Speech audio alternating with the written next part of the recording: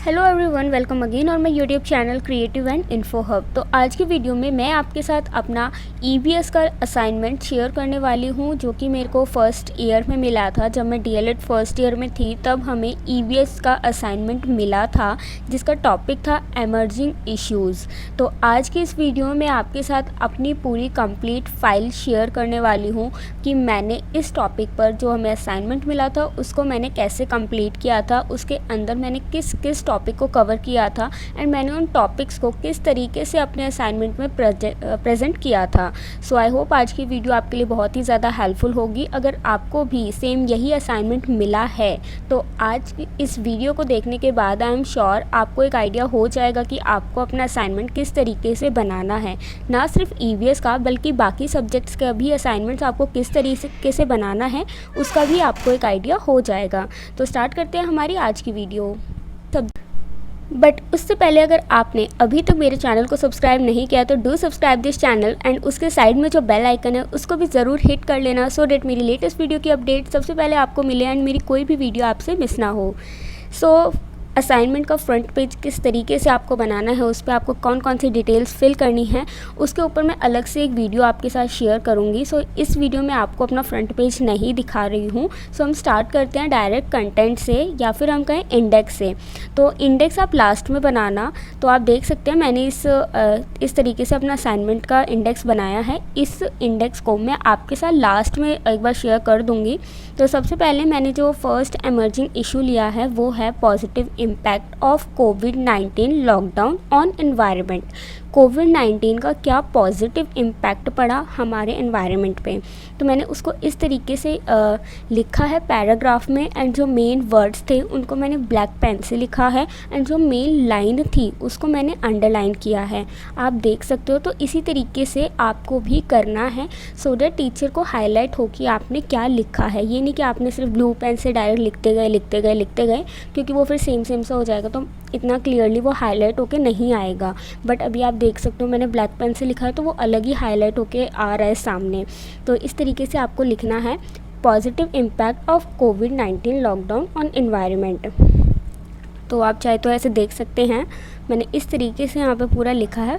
छोटे छोटे पैराग्राफ्स मैंने बनाए हैं। जैसे मेरा एक paragraph world wide spread of covid is a quite short time has brought a dramatical decrease in industrial activities, road traffic and tourism. ये मेरी फर्स्ट लाइन थी एंड देन मेरे इस पैराग्राफ की लास्ट जो लाइन्स हैं वो हैं giving a positive sign toward restoring. तो यहाँ पे मैंने एंड किया है अपना फर्स्ट पैराग्राफ। इस एक पैराग्राफ में मैंने एक बात को कंप्लीट किया है। उसके बाद मैंने इस टॉपिक में जो मैं दूसरी बात करना चाह रही हूँ उसको मैंने फिर नेक्स्ट पैराग्राफ में लिखा है बिफोर द स्टार्ट ऑफ कोविड-19 the air around us had been deemed very toxic to breathe in due to the amount of greenhouse gases that has been emitted over the centuries. The earth faces rising temperature which turn lead to the melting of glaciers and rising of sea level. तो इस तरीके से मैंने ये चीज़ यहाँ पे पहले ऊपर मैंने बता दिया क्या क्या पॉजिटिव चेंजेस हुए। देन उसके बाद कोविड-19 से पहले की क्या सिचुएशन थी, एयर क्वालिटी कैसा था पहले, उसके बारे में मैंने इस छोटे से पैराग्राफ में यहाँ पे कवर कर दिया। सो ये मेरा फर्स्ट असाइनमेंट था मेरी डीएलएड जर्नी का, तो इस वजह से मैंने कलरफुल शीट्स यहाँ पे यूज़ की थी and also I use photographs. मैंने फ़ोटोग्राफ यहाँ पे प्रिंट करवा के लगवाई थी कलरफुल, क्योंकि मैम ने बोला था और मुझे आइडिया नहीं था कि किस तरीके से असाइनमेंट्स बनाने हैं। सो गाइज़, आप लोगों की हेल्प करने के लिए कि किस तरीके से आपको असाइनमेंट बनाने हैं उसके लिए मैंने अलग से एक वीडियो ऑलरेडी चैनल पे डाल दिया है, जिसमें मैंने आपके साथ टिप्स शेयर की हैं असाइनमेंट आपको कैसे बनाना है उससे रिलेटेड। बहुत ही ज़्यादा इम्पॉर्टेंट वीडियो है वो, तो उसको ज़रूर चेकआउट करें। सो उसके बाद मैंने यहाँ पे लिखा है एयर क्वालिटी। इसको मैंने अलग से ऐसे शीट कट करके उसके ऊपर लिखा है एक्चुअली क्योंकि यहाँ पे मेरी मिस्टेक हो गई थी तो मैं फ्लूइड नहीं लगा सकती थी, इस वजह से मैंने पेपर कट करके एंड यहाँ पे पेस्ट करके लिख दिया। तो ये थोड़ा अच्छा सा डिज़ाइन सा भी लग रहा है, बाकी टाइम वेस्टिंग था बहुत, but it's okay. Then air quality मैंने स्टार्ट किया है after the lockdown was put in a place in many countries there was lesser travelling done by people whether it be by their own cars और by trains और flights. Even industries were closed down and not allowed to function. तो जैसे main points थे वो मैंने इसे underline किया है इसमें। उसके बाद ओके इस तरीके से air quality in Delhi before कोविड-19। तो यहाँ पे मैंने थोड़ा सा बताया है कि air pollution in India is estimated to kill about 2 million people every year. It is the fifth largest killer in India. India has the world highest death rate from chronic respiration diseases and asthma according to WHO। तो यहाँ पे मैंने WHO के जो point लिखा है तो मैंने WHO को बोल्ड करके लिखा है सो डैट मैम को दिखे कि हाँ मैंने WHO की भी यहाँ पे बात की है, उनके अकॉर्डिंग उनकी एक रिपोर्ट के बारे में मैंने यहाँ पे लिखा है। In Delhi, poor quality air reversibly damaged the lungs of 2.2 million of all citizens। Then उसके बाद सुप्रीम कोर्ट से कुछ ऑर्डर्स आए थे, उसके बारे में भी मैंने यहाँ पे लिखा है कि on 25 November 2019 the supreme court of India made statement on the pollution in Delhi saying Delhi has become verse then नर्क। तो मैंने ये चीज़ यहाँ पे लिखी है। उसके बाद effects of poor air quality, poor air quality के क्या इफ़ेक्ट पड़ रहा है, बच्चों पे क्या इफ़ेक्ट पड़ रहा है उसके बारे में मैंने यहाँ पे अलग से लिखा है। एंड देन लास्ट में मैंने कुछ जो मेन वर्ड्स थे जो डॉक्टर ने बोला था, WHO के जो डायरेक्टर जनरल थे, उन्होंने क्या बोला था इस बारे में, उनकी जो कोटेशन थी उसको मैंने यहाँ पे ब्लैक पेन से इन्वर्टेड कॉमास में लिखा है। बाकी आप देख सकते हो मैंने यहाँ पे इस तरीके से फ़ोटोग्राफ्स को भी लगाया कि पहले एयर क्वालिटी कैसी थी देन कैसी हो गई। आप यहाँ पे अगर फ़ोटोज़ को भी क्लियरली देखोगे तो देख सकते हो इस तरीके से मैंने पेज को भी थोड़ा डेकोरेटिव करने के लिए किया है और मैंने बॉर्डर भी यहाँ पे एकदम सिंपल रखा है। उसके बाद हमने इफ़ेक्ट ऑन चिल्ड्रंस की बात की, उसके बाद इफ़ेक्ट ऑन एडल्ट्स की, एडल्ट्स पे पुअर एयर क्वालिटी का क्या इम्पैक्ट पड़ा है उसके बारे में हमने यहाँ पे लिखा है कि रिड्यूस लंग कैपेसिटी, हेडेक, तो इस तरीके से। देन उसके कंट्रोल मेजर्स क्या क्या थे उसके बारे में भी हमने यहाँ पे बात की है कि जो दिल्ली के चीफ मिनिस्टर हैं अरविंद केजरीवाल जी, उन्होंने इस बारे में क्या क्या स्टेप्स लिए हैं उनके बारे में मैंने यहाँ पे पॉइंट्स में लिखा है। बट पॉइंट्स में लिखने के बाद भी मैंने उन्हें अंडरलाइन किया है कि उस पॉइंट में भी क्या है। जैसे यहाँ पे फर्स्ट पॉइंट हमारा है all Delhi school will shut for next few days. तो इसमें जो मेन बात थी वो थी कि दिल्ली के स्कूल बंद थे, तो उसको मैंने अंडरलाइन कर दिया। No construction work is done, ठीक है। उसके बाद इस तरीके से जो भी मेन पॉइंट्स थे मैंने वो इसमें लिखे हैं। यहाँ पे आप देख सकते हो कि इंडिया गेट पहले कितना पॉल्यूशन की वजह से दिखाई भी नहीं देता था दूर से, बट अब पॉल्यूशन कम हो गया है, एयर क्वालिटी हमारी अच्छी हो गई, तो इस वजह से जो है इंडिया गेट भी विजिबल हो गया है, क्लियर हो गया है, हम दूर से भी उसको अच्छे से क्लियरली देख सकते हैं। तो वो फ़ोटो भी मैंने यहाँ पे लगाई है। तो अगर आप इस तरीके से, आप, मैं ये नहीं कह रही कि आप फ़ोटोज़ लगाओ, फ़ोटोज़ मत लगाओ क्योंकि मेरे को तो पता नहीं था, इस वजह से मैंने लगा दी थी। बाकी आपकी चॉइस है अगर आप लगाना चाहते हो, बट सिंपल अपना डायरेक्ट काम करो। Then causes of poor air quality, कि क्या क्या कॉजेज़ हैं जिसकी वजह से हमारी एयर क्वालिटी ख़राब हो जाती है, तो वो चीज़ मैंने यहाँ पे लिखी है, आप इससे एक आइडिया ले सकते हो। देन मैंने यहाँ पे एक बार ग्राफ भी लगाया है यहाँ पे जिसमें कंपैरिजन ऑफ एयर क्वालिटी बताया हुआ है 2019 से लेकर 2020 का। ओके, नेक्स्ट हम चलते हैं नीचे। The Badarpur Thermal Power Station, a coal-fired power plant built in 1973, in another source of air pollution in Delhi। क्या क्या मेजर कॉजेज़ थे जिसकी वजह से एयर पॉल्यूशन इतना हो रहा था दिल्ली में, तो वो मैंने यहाँ पे कर दिया कि हाँ मैंने इस पॉइंट में बदरपुर थर्मल पावर स्टेशन की बात की है तो वो लिख दिया। देन नेक्स्ट पॉइंट में मैंने वेट कूलिंग टावर्स की बात की है तो मैंने वो यहाँ पे मेंशन कर दिया। इस तरीके से मैंने जो थर्ड पॉइंट है उसमें मैंने kerosene free and 90% of house hold use for LPG, तो मैंने यहाँ पे LPG और उसकी बात की है तो वो मैंने लिख दिया। ओके, देन इसके बाद जो हमारा नेक्स्ट टॉपिक है वो है कोविड-19 इफ़ेक्ट ऑन वाइल्ड लाइफ। अभी हमने बात की थी कोविड-19 का एनवायरनमेंट पे क्या इफ़ेक्ट पड़ रहा है, एनवायरनमेंट में भी हमने सिर्फ एयर क्वालिटी को लिया था। अब हम बात कर रहे हैं effect on wild life, wild life पे इसका क्या इफ़ेक्ट पड़ा है। तो आप देख सकते हो मैंने यहाँ पे फ़ोटोग्राफ्स भी लगाई हुई हैं एंड ये न्यूज़पेपर कटिंग्स भी मैंने यहाँ पे लगाई हुई है सो डैट टीचर को आइडिया हो जाए कि न्यूज़पेपर कटिंग्स भी लगाई हैं, क्योंकि न्यूज़पेपर में तो कटिंग मुझे मिली नहीं, तो इस वजह से मैंने गूगल बाबा से डाउनलोड करके यहाँ पे पेस्ट कर दिया। ओके, तो इसमें मैंने लिखा है कि लाइक पॉल्यूशन इतना क्लियर हो गया था, पॉल्यूशन बिल्कुल नहीं था, तो हमने भी न्यूज़ में पढ़ा था, आपने भी देखा होगा कि बहुत सारे ऐसी स्पीशीज़ बर्ड्स अब हमें दिल्ली में भी देखने को मिली हैं जो पहले कभी नहीं थी, लाइक बहुत टाइम पहले कभी हुआ करती थी, लेकिन पॉल्यूशन की वजह से वो बर्ड्स, वो स्पीशीज़ कहीं चले गए थे या लुप्त हो गए थे हम बोले, तो वो भी देखने को मिले थे दोबारा लॉकडाउन में। देन यहाँ पे हमने लिखा है अपीयरेंस ऑफ डॉल्फिन्स, हमने डॉल्फिन्स दोबारा देखने को मिली क्योंकि डॉल्फिन्स भी बहुत ही कम हो गई हैं, तो अब हमने दोबारा डॉल्फिन देखने को मिली थी। एक वीडियो इंटरनेट पे बहुत ज़्यादा वायरल हुआ था डॉल्फिन का ही लेके, तो उस वीडियो के बारे में भी मैंने यहाँ पे लिखा है।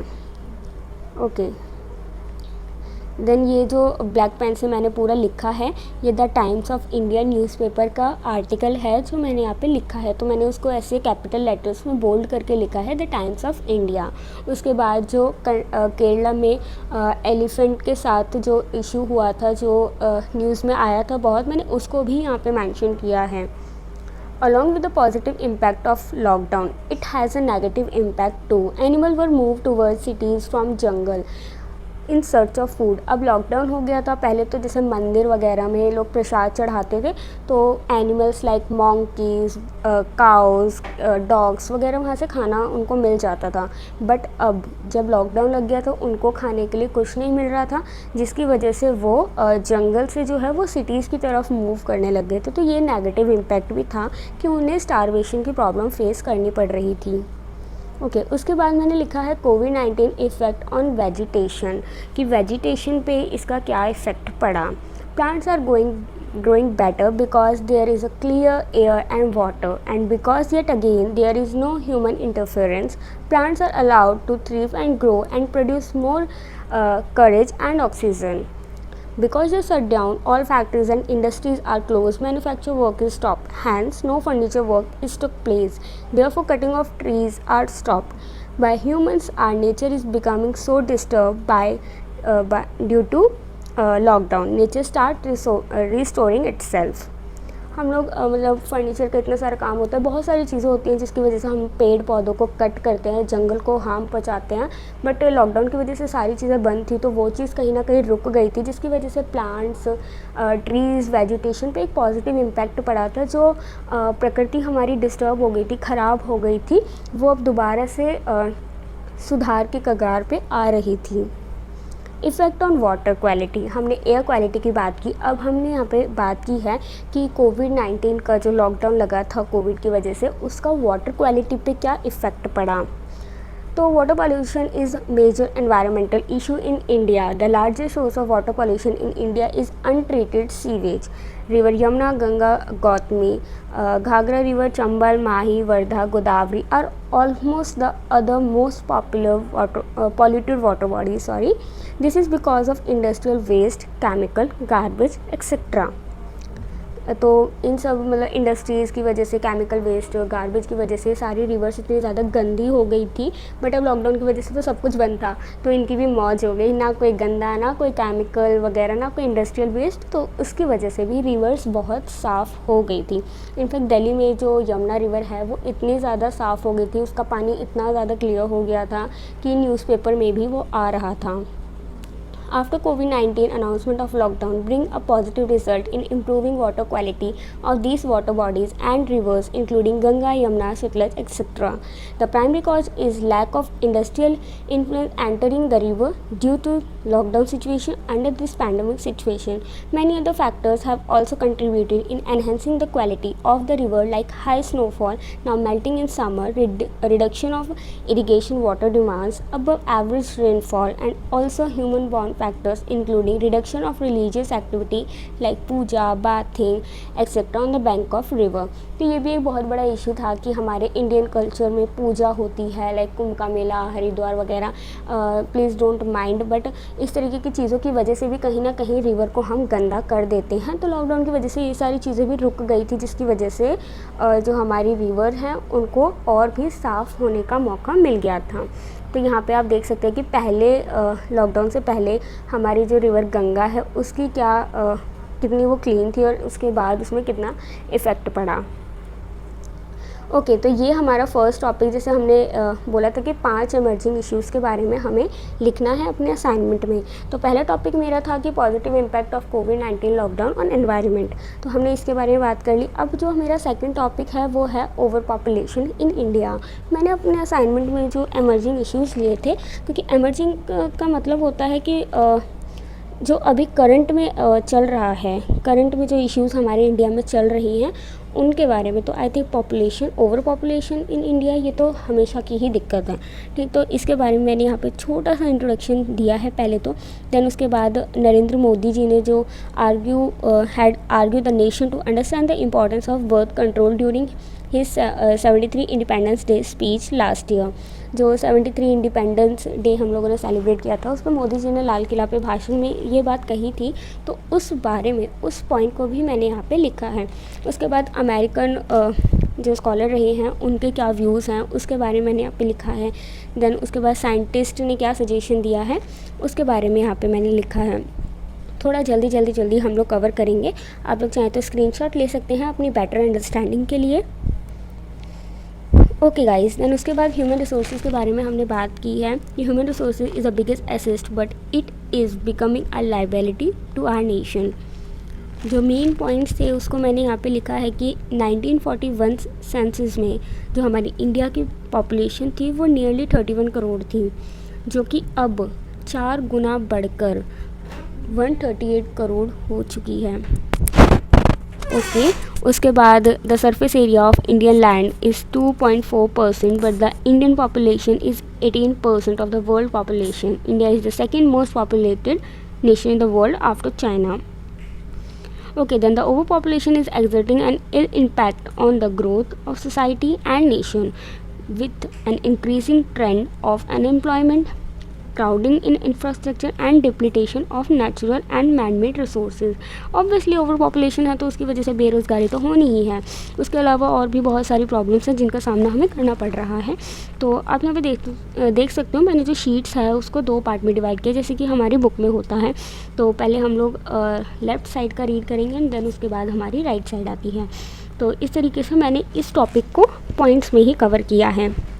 देन उसके बाद यहाँ पे मैंने एक छोटी सी टेबल टाइप की बनाई हुई है जिसमें मैंने according to the census Indian population कितनी रही कब कब वो लिखा है। देन सरफेस मतलब कि लाइक जो मैंने यहाँ पे पेन से इतना घसीटे मारा है, पेन की रिफ़िल ख़त्म की है, उसमें मैंने क्या बकबक किया है उसको मैंने टेबल के थ्रू लिख दिया है। देन उसके बाद modern economy is a competitive economy and उसके अलावा जो मेन चीज़ें थी वो मैंने सारी यहाँ पे लिख दी है। ट्रेंड ऑफ अनएम्प्लॉयमेंट आप देख सकते हो, मैंने यहाँ पे अगेन अनएम्प्लॉयमेंट की बात की है, सोशो इकोनॉमिक प्रॉब्लम्स की बात की है, कॉम्पिटिटिव सोसाइटी है, कॉज ऑफ स्ट्रेस है, कंपटीशन है जिसकी वजह से अनएम्प्लॉयमेंट हो रहा है, तो वो कहीं ना कहीं तनाव का कारण बन रहा है। तो लाइक देख सकते हो, 1-2 पॉइंट्स को ही देख के पढ़ के पूरा पैराग्राफ में क्या लिखा है वो चीज़ अंडरस्टैंड हो जाती है, तो इस वजह से। देन उसके बाद मैंने यहाँ पे प्रॉब्लम्स की बात की है कि भाई स्ट्रेस बढ़ रहा है तो उसकी वजह से और भी अदर प्रॉब्लम्स हैं, डिजीज़ हैं जो आ जाती हैं, जैसे कि diabetes, hypertension, stroke etcetera etcetera. Then poverty होती है। देन UN रिपोर्ट 2015 में क्या कहा गया है उसके बारे में मैंने यहाँ पे लिखा है। देन उसके बाद मैंने एक बार ग्राफ के थ्रू अपनी बात को रिप्रेजेंट किया है। देन यहाँ पे इतना लिखने के बाद मैंने अपना ओपिनियन शेयर किया है। However in my opinion the investment should be done to develop a better super structure that is the human brain. तो इस तरीके से जो भी मैंने यहाँ पे चीज़ें थी, मेरा क्या ओपिनियन था इस पूरे इशू को लेके, वो मैंने यहाँ पे लिख दिया है। ओके,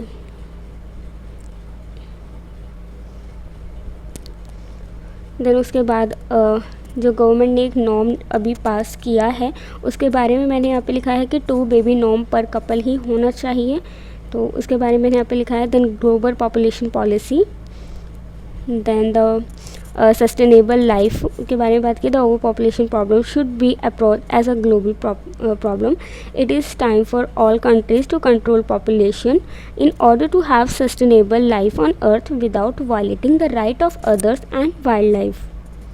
देन उसके बाद 2 बेबी नॉर्म्स की जैसे अभी मैंने बात की, तो वो चीज़ मैंने यहाँ पे लिखी है। यहाँ पे मैंने एक बहुत ही अच्छा जो मैं कहूँगी कि मुझे बहुत ही अच्छी बात लगी मेरे पूरे इस प्रोजेक्ट में, वो थी कि मैंने यहाँ पे इंडियन एक डिक्टिम है उसके बारे में लिखा है कि वासुदेवा कुटुंबकम, जिसका मतलब होता है कि पूरी जो दुनिया है, पूरा जो वर्ल्ड है वो एक परिवार है, whole world is a family. Then यहाँ पे थोड़ी सी स्पेस बची थी जिसको कवर करने के लिए मैंने B.F. स्किनर इनकी कोटेशन यहाँ पे लिखी है। उसके बाद मैंने एक ऐसे बार ग्राफ बनाया है जिसमें मैंने इंडियन पॉपुलेशन ग्रोथ दिखाई है 2009 से लेकर 2019 तक। उसके बाद the graph below shows the population of India and China since year 2000। Like 2000 में इंडिया की पॉपुलेशन कितनी थी और चाइना की कितनी थी, उसके बारे में हमने यहाँ पे लिखा है। और आगे फ्यूचर का कैसे कैसे क्या रहेगा, तो वो चीज़ भी हमने यहाँ पे शो की है कि मतलब अप्रॉक्स अगर यही ऐसे ही चलता रहा तो एक दिन इंडिया चाइना को पीछे छोड़ देगा। ओके, बाकी देखते हैं क्या होता है। देन उसके बाद मैंने ये लिखा है every look and corner of India is a clear display of increasing population, whether you are in a metro station, road, highway, bus stop, hospital, mall, market, temple, or even in a social religious gathering. We see all these places are overcrowded at any time of the day. It's clear indication of overpopulation in our country. So इस paragraph को बोल के मैंने अपने topic को यहाँ पे and किया है। उसके बाद मैंने लिखा why India needs population control bills. Then यहाँ पे मैंने ये सब लिखा है। उसके बाद इफ़ेक्ट ऑफ ओवर पॉपुलेशन की ओवर पॉपुलेशन का क्या इफ़ेक्ट पड़ रहा है हमारे डेवलपमेंट में, तो उस चीज़ का भी मैंने यहाँ पे मेंशन किया है। Even after 74th independence, the scenario of our country is not good due to overpopulation. Some major impact of high population are as follow. Overpopulation की वजह से unemployment बढ़ गया है, man power utilisation, pressure on infrastructure, resources utilisation, decrease production and increase cost. तो income disturbance हो रही है। तो ये सारी चीज़ें कुछ मेजर प्रॉब्लम्स थी जो ओवर पॉपुलेशन की वजह से हो रही है। उसके बाद मैंने 10 फैक्ट्स लिखे हैं ओवर पॉपुलेशन के बारे में इंडिया से रिलेटेड, तो आप चाहें तो नोट डाउन कर सकते हैं। आई एम श्योर मेरी वीडियो, ये वाला मेरा असाइनमेंट आप लोगों के लिए हेल्पफुल रहेगा। सो गाइस, अगर मेरी वीडियोस आपके लिए हेल्पफुल हैं तो वीडियोस को शेयर ज़रूर कर देना, और इसी तरीके के और भी असाइनमेंट्स मैं धीरे धीरे आपके साथ शेयर कर दूँगी। और ऑलरेडी मैंने आपके साथ अपने कुछ असाइनमेंट शेयर कर दिए हैं। असाइनमेंट्स के अलावा हम लोग और भी चीज़ों को, टॉपिक्स को कवर करेंगे। मैं कोशिश करती हूँ आपके साथ क्लासेस करने की। हमने CDP की भी क्लासेस की हैं। CDP का हमने एक टॉपिक कंप्लीट कर दिया है। इसके अलावा कुछ आपकी वर्कशॉप्स हो रही हैं, वर्क एजुकेशन में, आर्ट एजुकेशन में, क्रिएटिव चीज़ें भी हम चैनल पे अब आती रहेंगी। ओके, सो इसके बाद जो नेक्स्ट हमारा था, 2 टॉपिक हमारे कंप्लीट हो गए। थर्ड टॉपिक जो मैंने लिया है वो है अनएम्प्लॉयमेंट।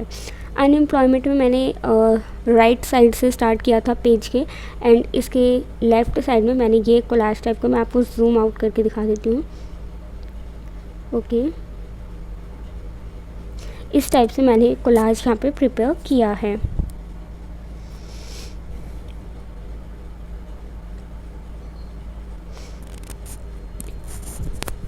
सो अनएम्प्लॉयमेंट में सबसे पहले मैंने 3-4 पॉइंट्स में अनएम्प्लॉयमेंट का इंट्रोडक्शन दिया है। देन उसके बाद अनएम्प्लॉयमेंट की डेफिनेशन दी है। देन उसके बाद मैंने एलिमेंट्स ऑफ अनएम्प्लॉयमेंट बताया है। Okay, elements of unemployment. उसके बाद मैंने आपके साथ शेयर किया है types of unemployment. Elements of unemployment की अगर मैं बात करूँ तो unemployment, an individual be capable of working, an individual should be willing to work, an individual must make effort to find work. उसके बाद टाइप्स ऑफ अनएम्प्लॉयमेंट की बेरोज़गारी कितने प्रकार की होती है, यहाँ पे मैंने सारे को ही मेंशन किया है। Seasonal unemployment, agricultural unemployment, cyclical unemployment, industrial unemployment, technical unemployment, educational unemployment, sudden unemployment, friction unemployment, temporary unemployment and voluntary unemployment. तो ये कुछ आई थिंक 10 टाइप्स हैं अनएम्प्लॉयमेंट के। इन्हीं को मैंने आगे थोड़ा सा एक्सप्लेन किया है, और इस तरीके से मैंने अपना थर्ड टॉपिक इस असाइनमेंट का कवर किया है। सबसे पहले सीजनल अनएम्प्लॉयमेंट के बारे में बात की है। ज़्यादा नहीं लिखा मैंने, 2 पॉइंट्स में सारा कवर कर दिया, क्योंकि इस तरीके से अगर मैं ज़्यादा लिखती तो मेरा तो असाइनमेंट इतना बड़ा हो जाता। तो इस वजह से मैंने ज़्यादा नहीं लिखा, सिर्फ 2 पॉइंट्स में ही जो मेन पॉइंट्स थे, पॉइंट्स के थ्रू पूरा जो टाइप है अनएम्प्लॉयमेंट का उसको एक्सप्लेन कर दिया, क्लियर कर दिया। ओके।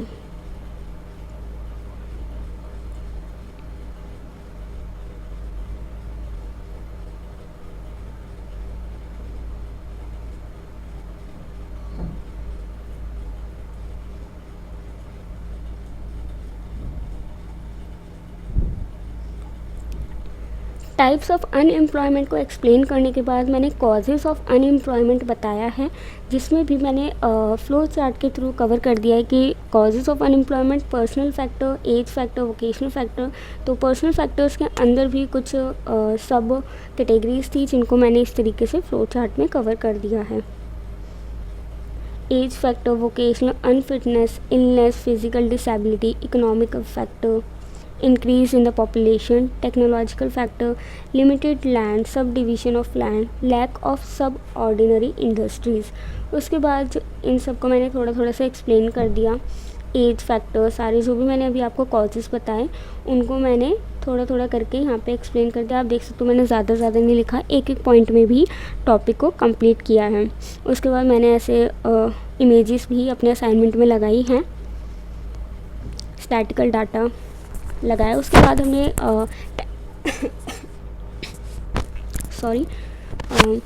इंट्रोडक्शन की बात कर ली, टाइप्स की बात कर ली, कॉजेज़ की बात कर ली। अब भाई उसको सुधारना कैसे है उसकी भी तो बात करनी पड़ेगी।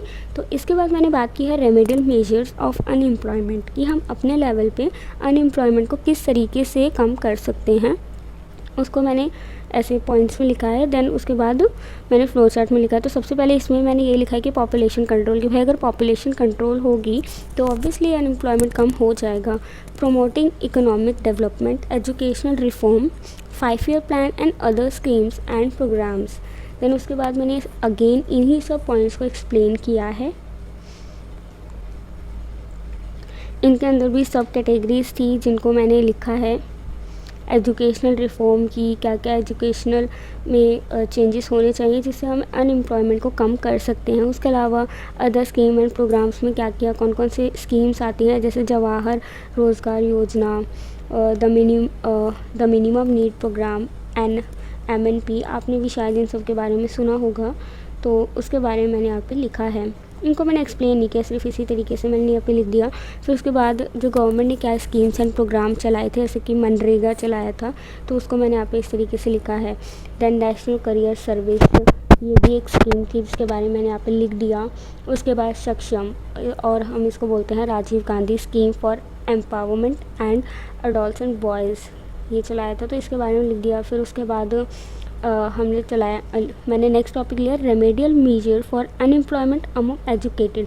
पर एजुकेशन को हम सुधारेंगे तब तो अनएम्प्लॉयमेंट कम होगी ही होगी। उसके अलावा और क्या क्या हम कर सकते हैं अनएम्प्लॉयमेंट को ठीक करने के लिए, तो वो भी मैंने यहाँ पे लिखा है। अगेन जो मैंने मेन इसमें वर्ड्स थे, मैंने क्या बात की है पॉइंट्स में, उसको मैंने ब्लैक पेन से लिखा है एंड अंडरलाइन भी किया है। ज़रूरी नहीं है कि आप अपने असाइनमेंट में सारा ही लिखें, आप अपने अकॉर्डिंग कोई सी चीज़ स्किप भी कर सकते हैं, कुछ अपना एड ऑन भी कर सकते हैं। एंड ऑल्सो गाइस मुझे कमेंट में बताना कि आपको मेरा असाइनमेंट कैसा लगा एंड आप इसमें मुझे और क्या इम्प्रूवमेंट करनी चाहिए थी। ऑल ओवर अगर आपको मुझे 10 में से मार्क्स देने होंगे तो आप मुझे कितने मार्क्स देंगे इस असाइनमेंट के लिए, प्लीज़ गाइस मुझे कमेंट करके ज़रूर बताना। ओके, देन हमने 3 इश्यूज़ के बारे में बात कर ली। देन फोर्थ मेरा था impact of covid pandemic on education. हमने कोविड-19 की इम्पैक्ट के बारे में बात किया था, जो हमारा फर्स्ट टॉपिक था इस असाइनमेंट का, जिसमें हमने एयर क्वालिटी के बारे में बात की थी, वेजिटेशन के बारे में बात की थी, वाइल्ड लाइफ के बारे में बात की थी, वाटर क्वालिटी के बारे में बात की थी। अब मैंने अलग से फोर्थ टॉपिक लिया है कि कोविड-19 पैंडमिक का एजुकेशन पे क्या इम्पैक्ट पड़ा, उसके बारे में भी मैंने यहाँ पे बात की है। सो गाइस स्क्रीन पे मेरा असाइनमेंट आपके सामने है। सबसे पहले आपको दिख रहा होगा जो ब्लैक कलर से बोल्ड करके अंडरलाइन करके लिखा हुआ है कि 32 करोड़ लर्नर्स स्टॉप्ड। इसी से आप समझ गए कि भाई लॉकडाउन लगा कोविड-19 की वजह से, जिसकी वजह से 32 करोड़ जो लर्नर्स थे वो अपने स्कूल कॉलेजेस जाने से रुक गए और उनकी जो एजुकेशन एक्टिविटीज़ थी वो रुक गई, ठप हो गई। तो इस तरीके से मैंने जो भी मेन वर्ड्स थे उसके बारे में भी यहाँ पे लिख दिया। देन उसके बाद सारी चीज़ें कैसे हुई उसके बारे में लिखा है कि ऑनलाइन किस तरीके से चली फिर सारी चीज़ें। After observing the corona viral pandemic situation the WHO advise to maintain social distancing as the first prevention every country started the action of lockdown the educational sector including school colleges and university become closed classes suspend and all examination of school colleges and universities including entrance exam were postponed। तो ये सब जो चीज़ें थी जैसे close classes suspend examination जो था वो सस्पेंड एंट्रेंस टेस्ट पोस्टपोन। तो ये मेन वर्ड्स थे जिनको मैंने बोल्ड करके लिखा है सो डेट आपको पूरा पैराग्राफ पढ़ने की ज़रूरत ना पड़े। उसके बाद एक new era of digital model. कोविड-19 की वजह से एजुकेशन को एक नई दिशा मिली और मेरा ऐसा मानना है कि अगर कोविड-19 एग्जिस्ट नहीं करता अब तक अगर दुनिया में नहीं होता है तो ये जो डिजिटली एजुकेशन लेने की जो एक एरा आ गया है, एक लहर चल गई है टेक्नोलॉजी के बारे में, हम लोग इतना अवेयर हो गए हैं वो शायद कभी नहीं हो पाते अगर ये सब नहीं होता तो। ओके, बट वो चीज़ भी है कि फ़ेस टू फेस जो हमारी टीचिंग होती है वो ज़्यादा अच्छी होती है। बट ठीक है, सारी चीज़ें अपनी जगह ठीक हैं। देन उसके बाद मैंने यहाँ पे लिखा है कि digital apps like Zoom, Google Meet, Facebook, YouTube, Skype इन सब की वजह से हमारी लाइव वीडियो कॉन्फ्रेंसिंग के ज़रिए अब क्लासेस होने लगी थी। देन जो ऐप्स थे मैंने उनको इस तरीके से लिखा है, sudden changes from traditional educational setup to the online education system. पहले हम ब्लैक बोर्ड पर पढ़ाती थी हमारी टीचर, हमें पेन से मतलब पेपर पे हार्ड कॉपी असाइनमेंट की बना के देनी होती थी। बट कोविड-19 की वजह से अब सब कुछ ऑनलाइन हो गया जिसकी वजह से अब ई क्लासरूम्स होने लग गए, ऑनलाइन क्लासेस होने लग गए। असाइनमेंट भी अब हमें पेपर पे नहीं बनाना पड़ता, MS वर्ड पे डिजिटली सॉफ्टवेयर बना के सॉफ्ट कॉपी बना के दे दो अपने। तो ई लर्निंग हमारी स्टार्ट हो गई। देन इसके क्या ऑब्जेक्टिव्स थे उसके बारे में मैंने यहाँ पे बात की। उसके बाद क्या मेथडोलॉजी इसमें रही उसके बारे में बात की है। देन मैंने यहाँ पे एक फ़्लो चार्ट बनाया कि digital resources for online education, secondary education and higher education के लिए क्या जो डिजिटल रिसोर्सेज हमारे पास थे, बहुत सारे ऐप्स गवर्नमेंट ने हमारे लिए निकाले हैं तो उनके बारे में मैंने यहाँ पे बात की कि हायर एजुकेशन के लिए आप कौन कौन से ऐप यहाँ पे यूज़ कर सकते हैं। जैसे EPG पाठशाला, आप इस ऐप को यूज़ कर सकते हो हायर एजुकेशन के लिए। और सेकेंडरी एजुकेशन के लिए आप दीक्षा ऐप, ई पाठशाला ऐप या फिर national registry of open educational resources, ये बहुत सारे ऐप हैं जिनको आप यूज़ कर सकते हो। मैंने यहाँ पे इनका लोगो भी बना के अटैच किया है, आप नॉर्मल प्ले स्टोर से ऐप्स डाउनलोड करके भी पढ़ सकते हो। देन पॉजिटिव इम्पैक्ट ऑफ कोविड-19 ऑन एजुकेशन। कोविड-19 के नेगेटिव इम्पैक्ट्स भी रहे हैं बट हमें सकारात्मक सोच रखनी चाहिए, हमेशा पॉजिटिव रहना चाहिए। तो हमें पॉजिटिव चीज़ों पे ध्यान देना चाहिए। तो इसके पॉजिटिव चीज़ें भी रही हैं, क्या रही हैं उनके बारे में बात करें तो opportunity for transformation from traditional system to a new era.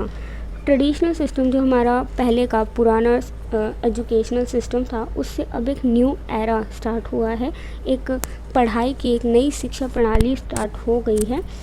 Move toward blending learning. उसके बाद rise in use of learning management system, enhance the use of soft copy of learning material. पहले हम बुक्स से पढ़ते थे, notes से पढ़ते थे बट अब हम सॉफ्ट कॉपी में पढ़ते हैं, अब हार्ड कॉपीज़ हमारे पास नहीं होती। Improvement in collaborative work, rise in online meeting, enhance digital literacy. पहले शायद लोगों को डिजिटल टेक्नोलॉजी के बारे में इतनी नॉलेज नहीं थी जो अब कोविड-19 की वजह से हमें हो गई है, क्योंकि अब सारी चीज़ें ऑनलाइन हो रही है, क्लासेस भी, एग्ज़ाम्स भी, तो इसका पॉजिटिव इम्पैक्ट भी पड़ा है। Then better time management, world wide exposure, demand for open and distance learning. इस पर हमने पॉजिटिव इम्पैक्ट्स की, हमेशा आप एग्ज़ाम में भी लिखते हो तो पॉजिटिव चीज़ों को पहले हमें ध्यान रखना चाहिए और नेगेटिव चीज़ों को बाद में। तो हमने पॉजिटिव यहाँ पे इम्पैक्ट की बात की। उसके बाद मैंने यहाँ पे बात किया है कि नेगेटिव इम्पैक्ट क्या पड़े। तो सबसे पहले तो ये पड़ा कि एजुकेशनल एक्टिविटीज़ जो भी थी वो हैम्पर्ड हो गई, जो हमारी क्लासेस थी, एग्ज़ाम्स थे, वो सारे सस्पेंड हो गए या पोस्टपोन हो गए, जो एडमिशन्स होने थे वो डिले हो गए। तो और अभी भी स्कूल्स को रीओपन करने में बहुत टाइम लग रहा है, तो ये बहुत ही ज़्यादा नेगेटिव इम्पैक्ट रहा है। Then impact on unemployment. बहुत सारी इंडस्ट्रीज़ वगैरह बंद हो गई हैं, जिसकी वजह से अनएम्प्लॉयमेंट भी हो गया है। और यहाँ पे क्योंकि हम एजुकेशनल पर्पज़ से बात कर रहे हैं, तो मैं ये कहूँगी कि जब आप ग्रेजुएशन करते हैं तो जो फ्रेश बच्चे होते हैं, जो पास आउट होने वाले होते हैं, उनको प्लेसमेंट्स मिलनी होती हैं। बट कोविड-19 लॉकडाउन की वजह से उनको प्लेसमेंट्स नहीं मिल पा रही, जिसकी वजह से अनएम्प्लॉयमेंट भी इंक्रीज़ हुआ है। Unprepare teacher students for online education, तो जैसे कि मैंने अभी कहा कि टेक्नोलॉजी का शायद इतना किसी को ज्ञान नहीं होता। अगर कोरोना नहीं आता तो टीचर स्टूडेंट्स कोई भी प्रिपेयर नहीं था कि इस तरीके से, लाइक किसी ने भी नहीं सोचा था कि इस तरीके से हम घर बैठे रेगुलर कोर्स कर लेंगे ऑनलाइन एजुकेशन के माध्यम से। तो रिड्यूस ग्लोबल एम्प्लॉयमेंट अपॉर्चुनिटी, जैसे मैंने अभी बात की वही। Increase responsibility of parents to educate their kids. पहले बच्चे स्कूल जाते थे तो पेरेंट्स को ये रहता था कि हाँ हमारा बच्चा स्कूल गया, बट अब क्योंकि वो घर पे ही रह के अपने सारा एजुकेशन ले रहा है, तो पेरेंट्स की रिस्पॉन्सिबिलिटी ज़्यादा बढ़ जाती है कि बच्चा ठीक से क्लास ले रहा है या नहीं ले रहा, होमवर्क उसने किया या नहीं किया। तो इसकी वजह से पेरेंट्स की रिस्पॉन्सिबिलिटी भी बढ़ गई है। Loss of nutrition due to school, like पहले हमारे स्कूल में मिड डे मील का स्टार्ट किया था प्रोग्राम, तो अब तो स्कूल बंद है तो मिड डे मील का तो भूल ही जाओ। तो ये भी एक नेगेटिव इम्पैक्ट पड़ा है। Access to digital world, like हर किसी की इकोनॉमिक कंडीशन इतनी अच्छी नहीं होती है कि उनके पास सारी चीज़ें अवेलेबल हो ऑनलाइन एजुकेशन लेने के लिए, सारे एक्सेस वो कर सकें, इंटरनेट एक्सेस, फ़ोन उनके पास हो, लैपटॉप हो। तो ये सारी चीज़ें भी नेगेटिव इम्पैक्ट है इसका। लैक ऑफ प्रैक्टिकल नॉलेज, अब भाई बीटेक का बंदा है, कोई डॉक्टर, एमबीबीएस का, नर्सिंग कोई कर रहा है, तो इस तरीके की जिनमें प्रैक्टिकल नॉलेज तो चाहिए, थ्योरेटिकल नॉलेज तो चाहिए ही चाहिए, बट प्रैक्टिकल भी चाहिए, तो उसकी वजह से भी प्रॉब्लम हो रही है। क्योंकि भाई तुम्हें थ्योरेटिकल नॉलेज तो मिल जाएगी ऑनलाइन क्लासेस की वजह से, बट प्रैक्टिकल नॉलेज तो तब तक नहीं मिलेगी जब तक तुम उस चीज़ को प्रैक्टिकली करके नहीं देखोगे। तो करोगे कैसे भैया, स्कूल कॉलेजेस तो बंद है। तो ये भी एक बहुत बड़ा नेगेटिव इम्पैक्ट है। उसके बाद मेरे क्या सजेशंस हैं वो मैंने यहाँ पे पॉइंट्स में लिखा है।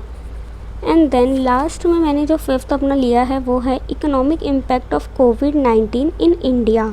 कोविड-19 इस टाइम, लाइक मेरे लास्ट ईयर में फर्स्ट ईयर में थी, तो ये पिछले साल का मेरा असाइनमेंट है।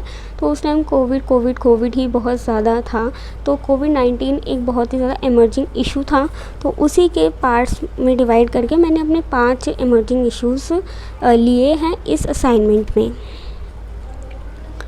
तो इकोनॉमी पे भी कोविड का बहुत ही ज़्यादा इम्पैक्ट पड़ा है, बेकार इम्पैक्ट पड़ा है। पॉजिटिव तो मैं क्या ही कहूँगी, क्योंकि इंडस्ट्रीज़ वगैरह सब चीज़ बंद थी, जिसकी वजह से गवर्नमेंट को बहुत ही ज़्यादा लॉस हुआ है। तो इसका इकोनॉमी पे भी इम्पैक्ट पड़ा है।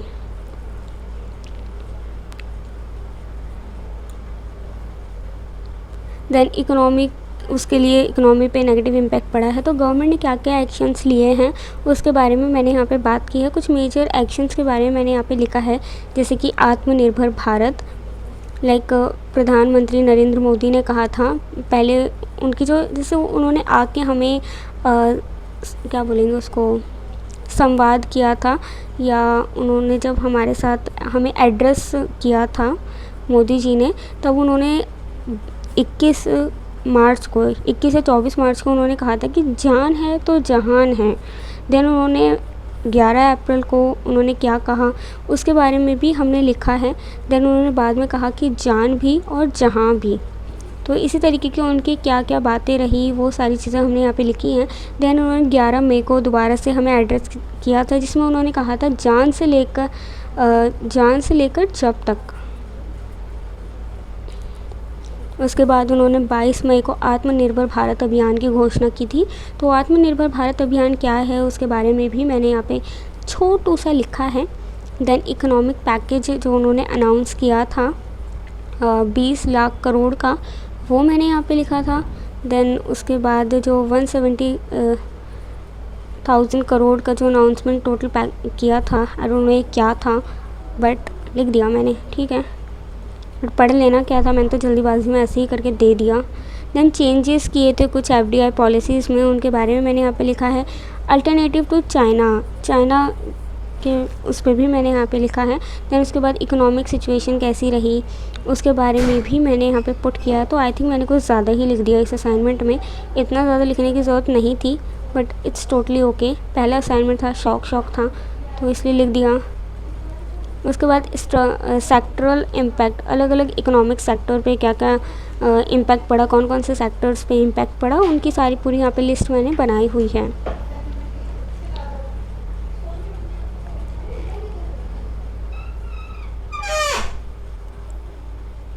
देन उसके बाद हमने बात की है economic danger versus health risk, supply chain, salaries, सारी चीज़ों के बारे में हमने बात की है। सेंटर एंड स्टेट का जो कोलैबोरेशन हुआ था उसके बारे में हमने बात की है। तो इकोनॉमिक कंडीशन तो हमारी भैया बिगड़ गई, अब उसको रिकवर कैसे करना है, रिकवर करने के लिए क्या क्या गवर्नमेंट ने एक्शंस लिए, क्या क्या पॉलिसीज़ बनाई, उनके बारे में हमने यहाँ पे लास्ट में लिखा है। एट लास्ट मैंने अपने असाइनमेंट को कंक्लूड किया है। कंक्लूज़न लिखना बहुत ही ज़्यादा इम्पॉर्टेंट है। बिना कंक्लूज़न के ना ही कोई असाइनमेंट कंप्लीट होता है, ना ही कोई आंसर। तो अगर आप एग्ज़ामिनेशन सेंटर में बैठे हैं, एग्ज़ाम दे रहे हैं, तो आप क्वेश्चन का आंसर कर रहे हैं, तो उसका भी कंक्लूज़न आपको लिखना ही लिखना है। देन कंक्लूज़न लिखने के बाद आपको बिब्लियोग्राफी या फिर रेफरेंस आपको लिखना है कि आपने क्या चीज़ कहाँ से ली, क्योंकि आप कोई भी चीज़ ऐसे ही डायरेक्ट कहीं से उठा के नहीं चेप सकते। तो आपने कहाँ कहाँ से हेल्प ली है इस प्रोजेक्ट को बनाने के लिए, वो आपको लिखना है। तो ये था मेरा असाइनमेंट ईवीएस का, जिसका टॉपिक था emerging issues. So I hope video थोड़ी लेंदी हो गई है, बट आई होप आज की वीडियो आपके लिए हेल्पफुल रही होगी, इन्फॉर्मेटिव रही होगी, और आपको आइडिया मिल गया होगा कि आपको अपने असाइनमेंट किस तरीके से बनाने हैं। इसी तरीके से आपको अपने सारे असाइनमेंट्स बनाने हैं, 1 बाय 1 मैं सारे असाइनमेंट्स आपके साथ शेयर करूँगी। एंड आप मुझे इसी वीडियो के कमेंट सेक्शन में बता सकते हो कि आपको क्या असाइनमेंट मिला है, सो डैट मैं आपकी हेल्प कर पाऊँ। अगर मैं कर पाई तो मैं आपकी हेल्प से ज़रूर करूँगी, अदरवाइज़ आप मुझे डायरेक्ट DM कर सकते हो मेरे इंस्टाग्राम पे। इंस्टाग्राम का लिंक आपको मेरे यूट्यूब के अबाउट सेक्शन में मिल जाएगा या फिर डिस्क्रिप्शन बॉक्स में मिल जाएगा। वीडियो अच्छी लगी तो वीडियो को भर भर के शेयर करना, ताकि सबका भला हो सके। लाइक ज़रूर कर देना, चैनल को सब्सक्राइब करना तो बिल्कुल भी मत भूलना। So thank you guys, keep supporting, keep loving, keep sharing, ये सब